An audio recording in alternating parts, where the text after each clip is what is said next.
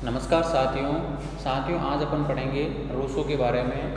तो रूसो के विधि निर्माण संबंधी विचार हैं, राज्य तथा सरकार के संबंधी विचार हैं, व्यक्तिवाद, समाजवाद, निरंकुशतावाद व लोकतंत्र संबंधी विचार हैं, इनके बारे में पढ़ेंगे। तो साथियों, जो अपन ने पिछले वाली जो क्लास थी उसमें भी रूसो की जो जानकारी थी उसके बारे में अपन ने अध्ययन किया था। तो आज अपन पढ़ेंगे रूसो के विधि निर्माण संबंधी जो विचारक हैं, उन विचारों को आज अपन यहाँ अध्ययन करेंगे। तो साथियों, जो पहले अपन ने पढ़ा कि रूसो का एक सामान्य परिचय पढ़ा, उसके बारे में जो बेसिक जानकारी थी, उसने जो फ्रांस की डिजाइन एकेडमी के लिए निबंध लिखे उनके बारे में अपन ने अध्ययन किया। रूसो की जो पुस्तकें हैं उसके बारे में अपन ने अध्ययन किया। रूसो का जो सामाजिक समझौता सिद्धांत है, प्राकृतिक अवस्था है, जो राज्य सरकार के साथ समझौता किया उसके बारे में अपन ने अध्ययन किया। रूसो की सामान्य इच्छा के बारे में अपन ने अध्ययन किया। और आज अपन अध्ययन करेंगे जो विधि निर्माण संबंधी विचार है रूसो की, ठीक है। तो लास्ट में अपन पढ़ेंगे जो रूसो के विचारों की जो आलोचना है, आलोचक जो रूसो के विचारों की आलोचना करते हैं, उन बिंदुओं का अपन यहाँ अध्ययन करेंगे, ठीक है।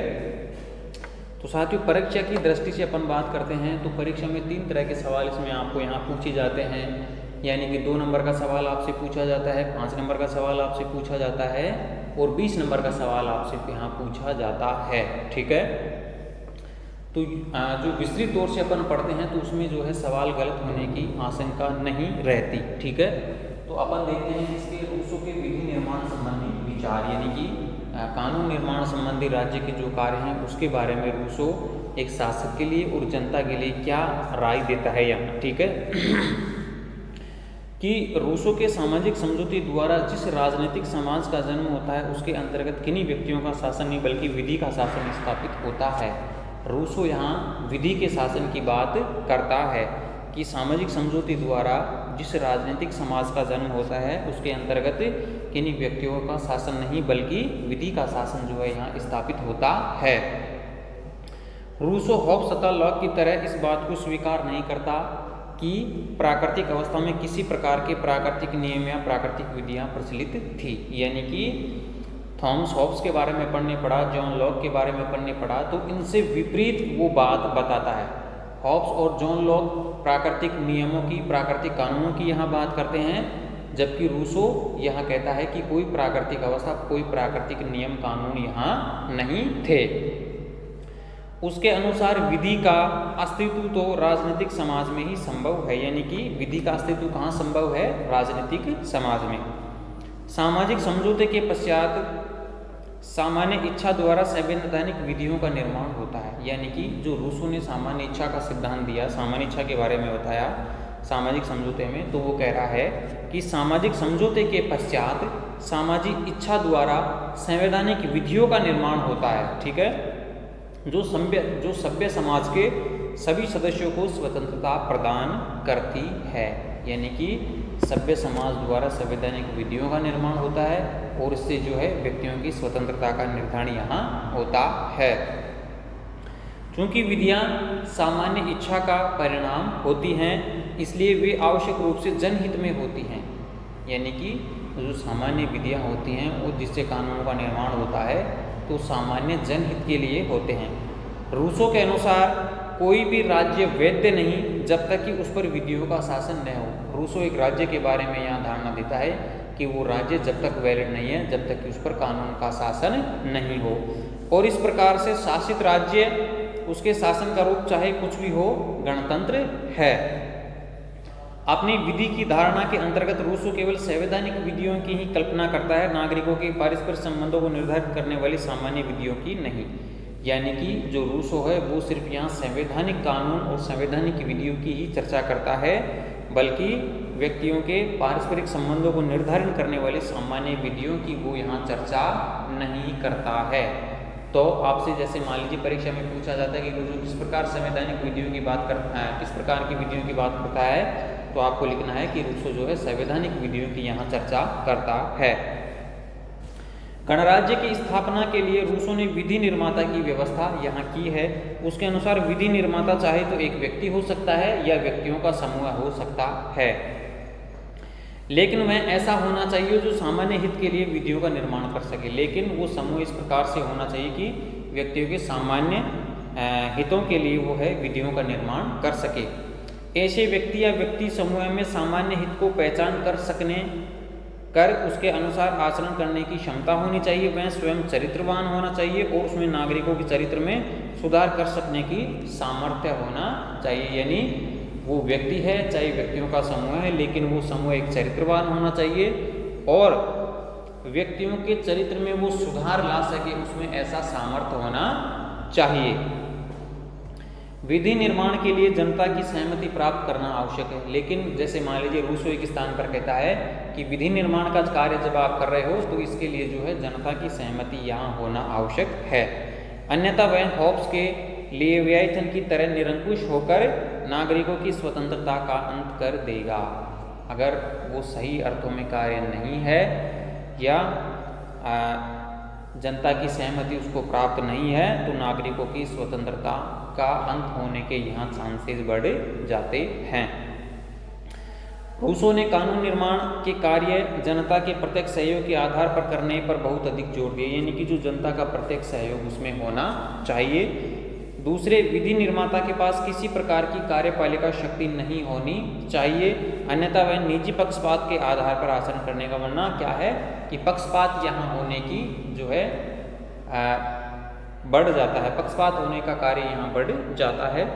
रूसो का विचार है कि विधि निर्माता को केवल परामर्शदाता के रूप में ही कार्य करना चाहिए, उसकी भूमिका जो है एक परामर्शदाता के अनुसार ही होनी चाहिए। तो इस प्रकार जो रूसो है वो सिर्फ संवैधानिक विधियों की ही यहाँ बात करता है।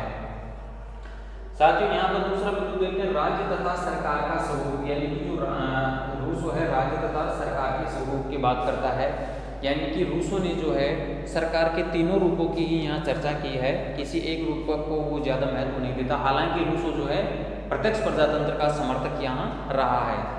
तो रूसो कहता है कि ये राज्य की स्थिति पर डिपेंड करता है कि वो राजतंत्र का समर्थन राजतंत्र को अधिक अनुकूल मानता है या अल्पतंत्र को या संवैधानिक तंत्र को या गणतंत्र को, ठीक है ना। तो यहाँ तीनों रूपों की ही जो है रूसो जो है यहाँ चर्चा करता है, किसी एक पक्ष के वो ऊपर विशेष बल नहीं देता यहाँ। तो रूसो के संदर्भ में जैसे मान लीजिए सरकार के निर्माण के संदर्भ में आपसे सवाल यहाँ पूछा जाता है, उसमें आपको लिखना है कि रूसो जो है सरकार के सभी रूपों की चर्चा यहाँ करता है। तो साथियों यहाँ पर देखते हैं राज्य तथा सरकार का स्वरूप के संबंध में जो है रूसो किस प्रकार की यहाँ बात करता है। रूसो ने अपने महान ग्रंथ सामाजिक समझौता के अंतिम 2 प्रकरणों में, यानी कि सामाजिक समझौता सोशल कॉन्ट्रैक्ट रूसो की रचना का नाम है, यहाँ मैंने आपको लिखाया भी है कि रूसो की जो रचना है सोशल कॉन्ट्रैक्ट, तो उसमें बताया है रूसो ने कि रूसो ने अपने महान ग्रंथ सोशल कॉन्ट्रैक्ट यानी कि सामाजिक समझौते में अंतिम 2 प्रकरणों में राज्य और सरकार के संबंधों की विवेचना की है। यानी कि सोशल कॉन्ट्रैक्ट सामाजिक समझौता जो उसकी रचना है उसके लास्ट के जो प्रकरण है उसमें राज्य तथा सरकार संबंधी बातों का उसने उल्लेख यहाँ किया है। इस संबंध में रूसो ने राज्य तथा सरकार में स्पष्ट भेद किया है, यानी कि राज्य और सरकार में उसने अंतर बताया है। यहाँ राज्य सामाजिक समझौतों के द्वारा उत्पन्न उस राजनीतिक व्यवस्था का नाम है जिसमें संप्रभुता का निवास होता है। यहाँ राज्य के लिए संप्रभुता के निवास को इसने सर्वोपरि स्थान यहाँ बताया है, तथा सामान्य इच्छा द्वारा उसकी अभिव्यक्ति होती है। सरकार जनता द्वारा चुने हुए इन थोड़े से व्यक्तियों का समूह होती है जो सामान्य इच्छा के निर्देशों को कार्य रूप में परिणत करती है। यानी कि राज्य के लिए तो क्या शब्द यूज में लिया इसने, प्रभुसत्ता, और सरकार के लिए कहता है कि थोड़े से व्यक्तियों का समूह है।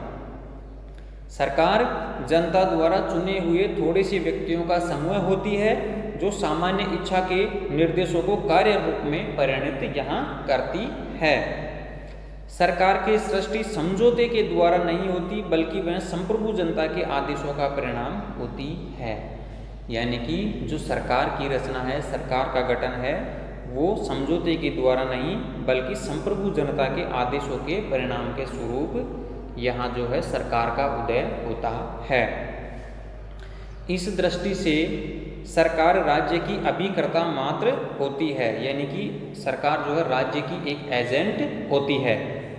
सरकार के घटकों के नाम, उनकी संख्या और उनकी नियुक्ति की पद्धति चाहे कुछ भी क्यों न हो, वे प्रभुसत्ता संपन्न जनता के नौकर अथवा अभिकर्ता मात्र ही है वे केवल उसी शक्ति का प्रयोग कर सकते हैं जो कि जनता ने उन्हें दी है। यानी कि जो सरकार है वो उसी शक्ति का प्रयोग करेगी कि जनता ने जो उसको सत्ता दी है।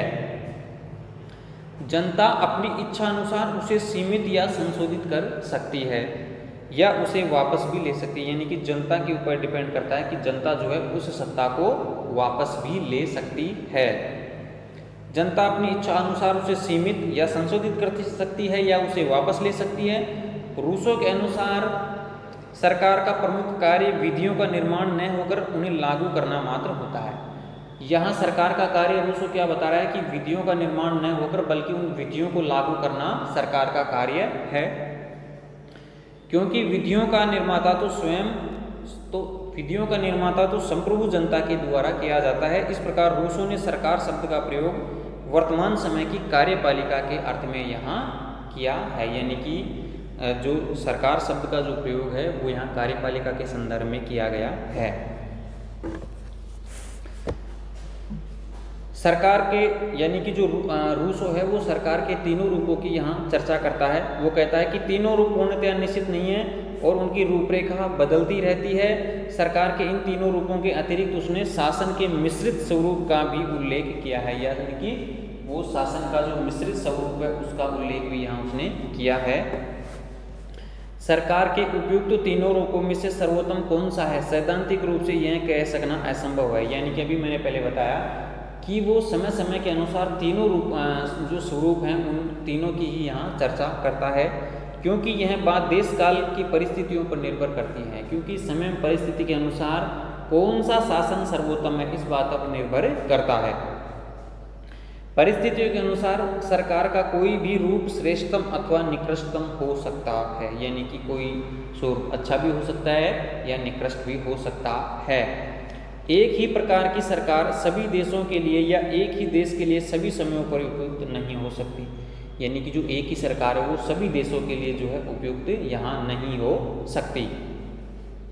साधारणतः रूसो प्रत्यक्ष प्रजातंत्र को सर्वोत्तम मानता है। यहाँ आपसे सवाल पूछा जा सकता है कि रूसो ने कौन से प्रजातंत्र को यहाँ सर्वश्रेष्ठ माना, तो जो रूसो है जो प्रत्यक्ष प्रजातंत्र का यहाँ समर्थन करता है, क्योंकि इसमें समस्त जनता प्रत्यक्ष रूप से संप्रभुता का प्रयोग करती है। किंतु उसका विचार है कि इस प्रकार की सरकार आर्थिक तथा सामाजिक समानता से युक्त छोटे जन समूह में ही संभव हो सकती है। यानी कि इस प्रकार का जो लोकतंत्र है वो सिर्फ छोटे जनसंख्या में ही सक्सेस यहाँ सफल हो सकता है। इसलिए मैं कहता कि यथार्थ में यदि सही कहा जाए तो सच्चा प्रजातंत्र न कभी हुआ और न कभी होगा। ऐसी परिस्थितियों में वह वर्तमान समय के प्रतिनिधित्वक शासन वाले देशों की जनता की समय समय पर जनसभाएं बुलाने का सुझाव देता है। यानी कि प्रतिनिधित्वक जहाँ लोकतंत्र है तो वहाँ समय समय पर जनसभाएं बुलाने का वो समर्थन यहाँ करता है, जिससे वह सामान्य इच्छा व्यक्त कर संप्रभु का प्रदर्शन कर सके, सरकार के स्वरूप के बारे में निर्णय ले सके तथा तत्कालीन सरकार को बनाए रखने या अंत करने का आदेश दे सके। यानी कि इससे क्या होगा कि सरकार सही अर्थों में कार्य कर रही है या नहीं, सरकार को स्थिर रखा जाए या नहीं, या उसे हटा दिया जाए। इस प्रकार की जनसभा ही सरकार के हस्तक्षेप से जनता की प्रभुता की रक्षा कर सकती हैं।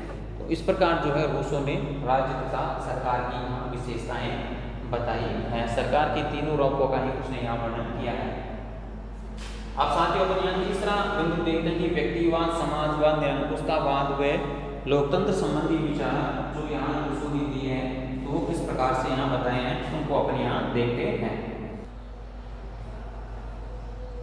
हाँ, तो साथियों यहाँ पर देखते हैं कि रूसो ने व्यक्तिवाद, समाजवाद, निरंकुशतावाद व लोकतंत्र संबंधी जो विचार दिए हैं तो उनमें आपको यहाँ 5 नंबर का सवाल पूछे जाने की संभावना है।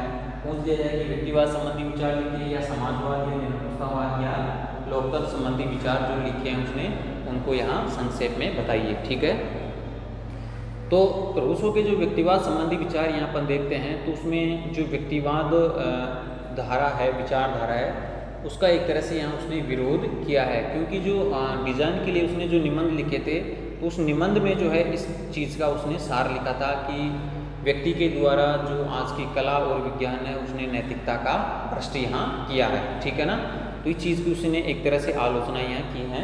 तो इसको अपन देखते हैं विस्तृत तौर से क्या कहा है व्यक्तिवाद के बारे में रूसो ने। डिजाइन की अकादमी के लिए रूसो के द्वारा जिन 2 निबंधों की रचना की गई उनमें उसके द्वारा इस बात के लिए बल दिया गया कि मानवीय सभ्यता और तत्संबंधी सामाजिक एवं राजनीतिक संस्थाएं ही समस्त बुराइयों की जड़ है। यानी कि मानवीय सभ्यता के द्वारा जो सामाजिक एवं राजनीतिक संस्थाएं हैं वो समस्त बुराइयों की यहाँ जड़ हैं।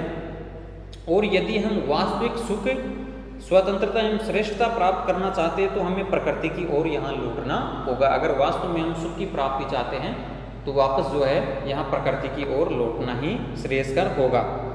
उसके द्वारा की गई सामाजिक कृत्रिमताओं की आलोचना व्यक्तिवाद की दिशा की में ही यात्रा है। वह इस बात पर जोर देता है कि राज्य और सामाजिक जीवन की अन्य संस्थाओं ने व्यक्तियों की नैतिकता एवं स्वतंत्रता की दिशा में आगे बढ़ने के बजाय नैतिकता विहीन और दास की स्थिति में पहुंचाने का कार्य यहाँ किया है। यानी कि वो विस्तृत तौर से बात बताना चाहता है कि राज्य और सामाजिक जीवन की ये जो संस्थाएं हैं उन्होंने व्यक्तियों की नैतिकता और स्वतंत्रता की दिशा में उन्हें आगे बढ़ाने की बजाय उन्हें नैतिकता विहीन और दास की स्थिति में पहुंचाने का कार्य यहाँ किया है। किसने किया है? जो सामाजिक जीवन की संस्थाओं ने। उसके सर्वाधिक प्रसिद्ध ग्रंथ सोशल कॉन्ट्रैक्ट की एक प्रारंभिक पंक्ति है कि मनुष्य स्वतंत्र जन्मता है किंतु वह सर्वत्र जंजीरों में जकड़ा हुआ है। सोशल कॉन्ट्रैक्ट में इस पंक्ति का उसने उल्लेख यहाँ किया है। रूसो के द्वारा राज्य की उत्पत्ति के संबंध में सामाजिक समझौते का प्रतिपादन भी व्यक्तिवाद का ही समर्थन यहाँ करता है, क्योंकि समझौता सिद्धांत के अनुसार राज्य एक कृत्रिम संस्था है और राज्य के बिना भी जो व्यक्ति है राज्य के बिना भी अपना जीवन व्यतीत कर सकते हैं। यानी कि अगर राज्य नहीं होगा तो भी व्यक्ति जो है अपना जीवन यापन यहाँ कर सकता है, इसलिए राज्य एक कृत्रिम संस्था है। रूसो ने अपने सोशल कॉन्ट्रैक्ट ग्रंथ में कहा कि अनेक स्थानों पर सामाजिक व राजनीतिक बंधनों से व्यक्ति की मुक्ति के लिए आह्वान किया है। रूसो ने अपनी विचारधारा का आरंभ एक व्यक्तिवादी दर्शन के रूप में ही किया है और वास्तव में जो है व्यक्ति यहाँ स्वतंत्र होना चाहिए। इस प्रकार जो है व्यक्तिवाद संबंधी विचारों का उल्लेख यहाँ रूसो ने किया है। दूसरा अपन देखते हैं रूसो ने जो समाजवाद की धारणा अपनाई है उसके बारे में क्या कहता है यहाँ रूसो कि रूसो एक वैज्ञानिक समाजवादी या साम्यवादी नहीं कहा जा सकता। रूसो को जो है वैज्ञानिक समाजवादी यहाँ नहीं कहा जा सकता, क्योंकि वैज्ञानिक समाजवादी का जो विचार दिया है वो किसने दिया है यहाँ? कार्ल मार्क्स ने। क्योंकि वैज्ञानिक समाजवाद का विधिवत रूप से प्रतिपादन रूसो के बहुत बाद में कार्ल मार्क्स द्वारा दिया गया, ठीक है। किंतु उसकी विचारधारा में समाजवाद के बीज स्पष्ट रूप से विद्यमान है, लेकिन जो रूसो की विचारधारा है उसमें समाजवाद का उल्लेख यहाँ मिलता है। और इस बात के कुछ संकेत मिलते हैं कि कार्ल मार्क्स ने भी रूसो से प्रेरणा ली है। समाजवादी विचारधारा व्यक्ति के संपत्ति तथा अर्थ के केंद्रीकरण की विरोधी है, क्योंकि यह व्यक्ति द्वारा व्यक्ति के शोषण की प्रतीक है। रूसो की विचारधारा भी यही है। रूसो के अनुसार प्राकृतिक अवस्था आदर्श अवस्था थी, यानी कि रूसो ने जो प्राकृतिक अवस्था बताई है उसको एक आदर्श अवस्था की यहाँ संज्ञा दी है। लेकिन जैसे ही निजी संपत्ति के सर्प का उदय हुआ प्राकृतिक अवस्था की समस्त शांति समाप्त हो गई। लेकिन जो प्राकृतिक अवस्था में अपन ने पढ़ा कि जो प्राकृतिक अवस्था भी थी वो सुख की अवस्था थी, लेकिन जैसे ही संपत्ति का यहाँ विकास हुआ वो लोगों की शांति धीरे धीरे यहाँ गायब हो गई। रूसो ने डिजाइन की अकादमी में लिखे गए अपने दूसरे निबंध में असमानताओं की उत्पत्ति और उसकी आधारशिला में निजी संपत्ति की संस्था पर कड़ा प्रहार करते हुए उसे नितांत अस्वाभाविक और अनौचित्यपूर्ण बताया। लेकिन यहाँ रूसो ने जो है निजी संपत्ति जो है उसका कड़ा विरोध यहाँ किया है, और जो उसने दूसरा निबंध भी लिखा था उसमें भी निजी संपत्ति पर यहाँ कड़ा प्रहार उसने किया है।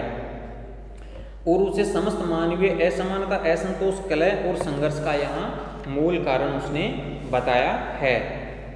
इस संदर्भ में राज्य संस्था का भी वह आलोचक है और एक स्थान पर वह लिखता है कि नागरिक शासन एक ऐसा पैशाचिक साधन है, यानी कि राक्षस प्रवृत्ति का साधन है जो व्यक्तिगत संपत्ति की कृत्रिम वैधानिकता को यहाँ मान्यता देता है।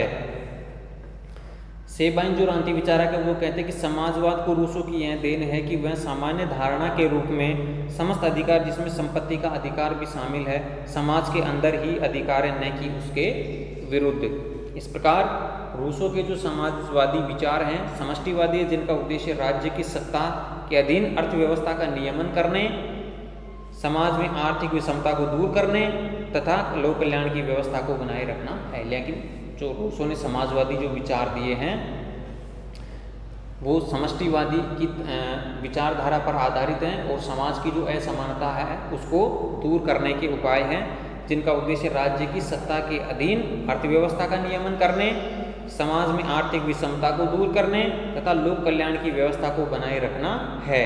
इस दृष्टि से रूसो की विचारधारा में समाजवाद के बीज विद्यमान है, यहाँ समाजवाद के बीज हमारे को यहाँ दिखाई देते हैं। तीसरे बिंदु की यहाँ बात करते हैं कि निरंकुशतावाद। रूसो की विचारधारा में निरंकुशतावाद के बीज भी यहाँ दिखाई देते हैं, यानी कि वह कई जनता को ऐसे अधिकार सौंपता है जिससे निरंकुशतावाद यहाँ झलकता है। रूसो सामान्यतः प्रजातंत्र का अग्रदूत माना जाता है, किंतु उसके दर्शन में कुछ ऐसी बातें भी हैं जिनमें निरंकुशतावाद का समर्थन यहाँ हुआ है। रूसो के समस्त राजदर्शन का सार सामान्य इच्छा ही बहुत अधिक विवादास्पद है, यानी कि रूसो ने जो सामान्य इच्छा का सिद्धांत दिया वो बहुत ज़्यादा विवादास्पद यहाँ रहा है। उसने कहा कि सामान्य इच्छा का पालन करना प्रत्येक व्यक्ति के लिए अनिवार्य है और यदि कोई सामान्य इच्छा के आदेशों का पालन नहीं करता तो उसे ऐसा करने के लिए यहाँ बाध्य किया जा सकता है। यानी कि रूसो सामान्य इच्छा का सिद्धांत देता है, सामान्य इच्छा के लिए कहता है कि सभी लोग जो है सामान्य इच्छा का पालन करेंगे और यदि कोई सामान्य इच्छा का पालन नहीं करता तो उसको इस चीज़ के लिए बाध्य यहाँ किया जा सकता है। साथ ही यह भी संकेत दिया है कि राज्य में राजनीतिक दल, चर्च, धार्मिक तथा आर्थिक संघ का गठन नहीं हो सकेगा, यानी कि जो राजनीतिक दल हैं, चर्च हैं, आर्थिक संघ हैं, उनका यहाँ गठन नहीं किया जाएगा। रूसो की सामान्य इच्छा उन सभी लक्षणों सर्वोच्चता, निरंकुशता, अद्वैता, अखंडता आदि से पूर्ण है जो निरंकुशता के आधार पर समझे जाते हैं और इसी आधार पर ए डायट लिखते हैं कि रूसो सामान्य इच्छा की आड़ में बहुमत की निरंकुशता का प्रतिपादन तथा समर्थन करता है। यानी कि सामान्य इच्छा की आड़ में जो है वो एक तरह से जो रूसो है निरंकुशता का यहाँ समर्थन करता है। तो इस प्रकार अपन देखते हैं कि निरंकुशता के लक्षण भी इसमें सामान्य इच्छा के सिद्धांत में यहाँ दिखाई देते हैं। चौथा बिंदु यहाँ पर पढ़ते साथियों लोकतंत्र संबंधी विचार, यानी कि जो रूसो ने लोकतंत्र संबंधी विचार दिए हैं उनमें भी आपको यहाँ सवाल पूछा जा सकता है। कुछ लाइनों के द्वारा अपन यहाँ चर्चा करते हैं कि लोकतंत्र जो है लोकप्रिय संप्रभुता की धारणा पर आधारित है और लोकप्रिय संप्रभुता का सबसे प्रमुख प्रतिपादक रूसो है। यानी कि लोकप्रिय प्रभु सत्ता का प्रतिपादन किया है रूसो ने यहाँ। रूसो संप्रभु शक्ति जनता में निहित मानता है, यानी कि जो संप्रभु शक्ति है यहाँ रूसो जनता में निहित माना है और उसका विचार है कि जनता के द्वारा संप्रभुता का सतत रूप से प्रयोग किया जाना चाहिए। इसके अतिरिक्त रूसो के विचार में सरकार समुदाय की अभिकर्ता है, जो सरकार है वो समुदाय की क्या है, एजेंट है, अभिकर्ता है। उसके द्वारा केवल उन्हीं शक्तियों का प्रयोग किया जाता है जो समुदाय के द्वारा उसे सौंपी गई, यानी कि जो सरकार शक्तियों का प्रयोग करेगी उन्हीं शक्तियों का प्रयोग करेगी जो कि समाज के द्वारा उसे सौंपी गई हैं। रूसो का विचार निश्चित रूप से लोकतंत्र को प्रवाह और प्रेरणा प्रदान करना है। जनता की प्रभुता का प्रतिपादन करने के साथ साथ रूसो इस संबंध में सुझाव भी देता है कि जनता अपनी प्रभुता किस प्रकार सुरक्षित रख सकती है। जनसभाओं का आयोजन, लोक निर्णय, आरंभक प्रत्याहन की व्यवस्था, इस संबंध में उसके कुछ महत्वपूर्ण सुझाव हैं। यानी कि लोकतंत्र के संबंध में उसने जनसभाओं का आयोजन की बात की है, लोक निर्णय की बात वो करता है, आरंभ की बात करता है, प्रत्याहन की व्यवस्था की इस संबंध में वो बात यहाँ करता है। तो इस प्रकार जो है लोकतंत्र के समर्थन की वो यहाँ बात करता है। अब देखिए साथियों यहाँ अपन अगले टॉपिक की यहाँ बात करते हैं कि रूसो के विचारों की आलोचना, यानी कि जो रूसो के ने एक तरह की जो विचारधारा की है उसकी कुछ बिंदुओं के आधार पर यहाँ आलोचना की जाती है। साथ ही यहाँ पर देखते हैं कि रूसो के विचारों की जो आलोचना की है वो अनेक बिंदुओं को आधार रखकर यहाँ की गई है। आपको यहाँ अगर बड़ा सवाल रूसो के विचारों से संबंधित पूछा जाता है तो आपको रूसो के विचारों की आलोचना भी उसमें लिखनी है। यानी कि जो रूसो के विचारों की आलोचना की जाती है वो सबसे पहला बिंदु मैंने लिखा है कि विचारधारा अत्यधिक अस्पष्ट और जटिल है यहाँ। यानी कि रूसो की जो विचारधारा है अत्यधिक अस्पष्ट और जटिल यहाँ प्रतीत होती है। नंबर 2 आलोचना के बिंदु की बात करते हैं कि मानव स्वभाव की धारणा तर्क विरुद्ध है यहाँ। नंबर 3 है व्यक्ति की स्वतंत्रता का हनन की बात यहाँ होती है। नंबर 4 है कानून विषय विचार एकांगी है। और नंबर 5 है कि राज्य व समाज में भेद न करना, सामाजिक समझौते और सामान्य इच्छा में कोई संगति यहाँ प्रतीत नहीं होती। तो इन आधारों के जो आधार पर है रूसो के विचारों की आलोचना की जाती है। इन बिंदुओं को आप अपनी नोटबुक में यहाँ नोट कर लें। तो राजनीतिक दर्शन के अंतर्गत रूसो की विचारधारा बहुत अधिक ही आलोचना का विषय यहाँ रही है। वाल्तेर जो रांती विचारक है वो कहते हैं कि वाल्तेर ने रूसो की भर्त्सना करते हुए लिखा है कि सोशल कॉन्ट्रैक्ट को पढ़कर उसे हाथों और पैरों के बल चलने की इच्छा होती है। यानी कि जो वाल्तेर हैं वो कहते हैं कि जब मैं सोशल कॉन्ट्रैक्ट को पढ़ता हूँ तो उसे पढ़कर उसे हाथों और पैरों के बल चलने की इच्छा होती है। एक जूलस लेमेटर हैं फ्रांसीसी विचारक, वो कहते हैं कि यह पुस्तक भयावह है, अपमानपूर्ण, साधारण तथा ख्यातिहीन है और इसमें असंगतियों की यहाँ भरमार है। ठीक है, सबसे पहले विचार की अपन यहाँ बात करते हैं कि विचारधारा अत्यधिक अस्पष्ट और जटिल है वो किस प्रकार से है। कि संपूर्ण राजनीतिक दर्शन में संभवतः रूसो की विचारधारा सर्वाधिक अस्पष्ट और जटिल है। उसमें अनेक स्थानों पर जो है विरोधाभास यहाँ पाया जाता है। रूसो अपनी विचारधारा की अस्पष्टता और जटिलता से स्वयं परिचित था और इस कारण वह लिखता है कि वे सामाजिक अनुबंध को पूरा समझ लें वह मुझसे अधिक बुद्धिमान है। यानी कि जो सामाजिक अनुबंध को उसको पूरा समझ ले तो वो मेरे से भी अधिक बुद्धिमान यहाँ होगा। उसके विचारों में असंगति इसी बात से प्रकट होती है कि वह प्रारंभ में तो वह व्यक्ति स्वतंत्रता का बड़े जोरदार ढंग से समर्थन करता है, लेकिन उसके बाद आगे चलकर वह व्यक्ति को पूर्णतया सामान्य इच्छा की दास्तां में छोड़ देता है। एक और वह संपत्ति को आधुनिक सभ्यता का अभिशाप बताता है और दूसरी तरफ वह कहता है कि मानव जाति की प्रगति इसके बिना नहीं हो सकती। तो इन कांटों को अपन पढ़ते हैं तो उसके विचारों में से जो असंगति यहाँ प्रतीत होती है। दूसरे बिंदु की यहाँ बात करते हैं कि मानव स्वभाव की धारणा जो उसने दी है वो तर्क संगत प्रतीत यहाँ नहीं होती। रूसो का दूसरा दोष यह है कि मानवीय स्वभाव और मानवीय इतिहास के विकास के संबंध में उसकी धारणा नितांत तर्क विरुद्ध है। कुक के अनुसार प्राकृतिक अवस्था में विचरण करने वाले भद्र जंगली व्यक्ति का जो उसने चित्र अंकित किया है वह उसकी कल्पना की ही उपज है। यानी कि कल्पना के आधार पर ही उसने ऐसा किया है। वह मानव जाति के अतीत को आदर्श व्यवस्था कहता है। यानी कि जो मानव का जो जीवन बीत चुका है अतीत उसको वो आदर्श अवस्था की संज्ञा देता है और मानव समाज को प्रकृति की ओर लौटने का आह्वान करता है और मानव समाज के लिए कहता है कि प्रकृति की ओर लौटो। उसके इस विचार को स्वीकार नहीं किया जा सकता कि मानव का पतन हो रहा है। वस्तुतः मानव जाति का इतिहास प्रगति का इतिहास है, अवनति का नहीं। ठीक है, नंबर 3 की यहाँ बात करते हैं कि व्यक्ति की स्वतंत्रता का हनन यहाँ बात करता है वो कि सोशल कॉन्ट्रैक्ट का प्रारंभ व्यक्ति की पराधीनता की बेड़ियों को से मुक्त करने की आशा से वो करता है, किंतु शीघ्र ही वह उसे सामान्य इच्छा का पूर्ण दास बनाकर छोड़ देता है। इस आपत्ति को जी.डी. कोल ने शब्दों में व्यक्त किया है। यानी कि जो रांती विचारक हैं जी.डी. कोल वो कहते हैं कि हमें बताया जाता है कि सामान्य इच्छा में जिस स्वतंत्रता की अनुभूति होती है वह संपूर्ण राज्य की स्वतंत्रता होती है और राज्य अपने घटकों को व्यक्तिगत स्वतंत्रता प्रदान करने के लिए कायम है।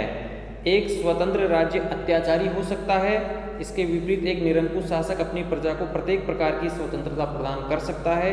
इस बात की क्या गारंटी है कि राज्य अपने को स्वतंत्र बनाने में अपने घटकों को दास नहीं बना डालेगा। यानी कि जो राज्य के घटक हैं वो जो राज्य है वो उनको दास बनाना ही पड़ेगा।